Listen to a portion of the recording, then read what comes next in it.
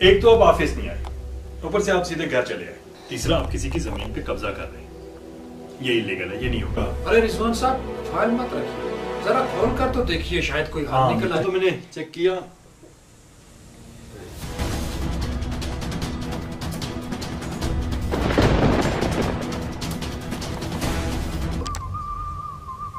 रामू काका 2 स्पेशल चाय लेके आए। जी मैं अभी लेके आया।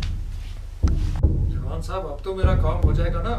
इंशाल्लाह आपका काम जरूर होगा। ये ले साहब, एकदम स्पेशल चाय, 2 बूंद शराब के साथ। क्या तुम्हारा दिमाग तो ठीक है, शराब के साथ? अरे साहब 2 बूंद ही है, क्या पता चलना है चाय में। क्या तुम्हें नहीं पता कि शराब हराम है?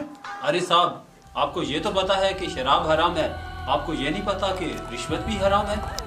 रिश्वत लेने वाला और देने वाला दोनों जहन्नमी है।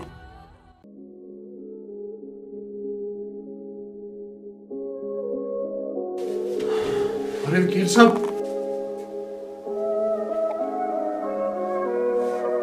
हराम हर सूरत में हराम होता है, चाहे फिर वो रिश्वत हो या शराब। अगर वीडियो पसंद आए तो शेयर कीजिएगा, शायद किसी की इस्लाह हो जाए।